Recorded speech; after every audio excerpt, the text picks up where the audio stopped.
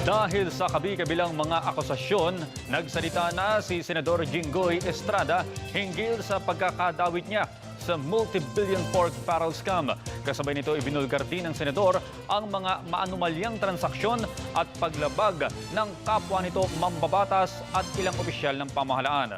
Para sa detalye, balitaan mo kami Julius D. Samburon. At si Senator Revilla at ako, ang tila ba inuulam at pinagpipistehan mula almusal, tanghalian, merienda at hapunan. Binuweltahan ni Senador Jinggoy Estrada mga kapwa mambabatas hinggil sa mga maanumalyang transaksyon. Ito ay sa gitna ng kanyang kinahaharap na reklamong plunder dahil umano sa sinasabing multi-billion pork barrel scam. Inihayag ni Estrada na may 1.2 bilyong pisong LGU transaction na hindi umano sumunod sa procurement law ang kaparehong ulat mula sa Commission Audit na nagdadawit sa kanya sa sinasabing utak ng pork barrel scam na si Janet Lim Napoles. Hearing and personally relayed that I am inhibiting from the proceedings. At kung inyong matatandaan, bago ako nag-inhibit, personal kong pinabatid sa Blue Ribbon ang kahalagan ng kanilang gagawing pag-imbestiga upang makagawa ng batas na tutugon sa isang mahalagang issue katulad ng tamang paggugol ng kaban ng bayan. Bukod sa mga kapwa senador, idinawit din ni Estrada si House Majority Leader Neptali Gonzales dahil sa mga pinaglalaanan umano ng lahat ng PIDAF nito sa sariling distrito.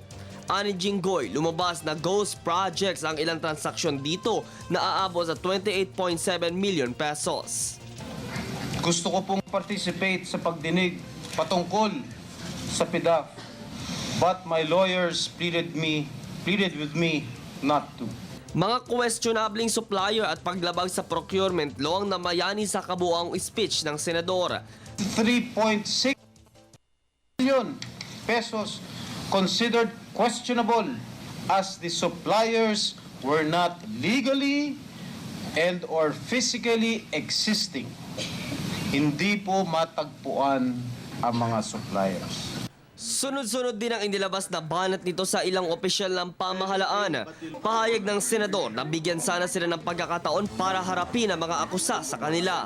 Allege that we, the legislators implicated, knowingly allocated funds to these alleged bogus NGOs.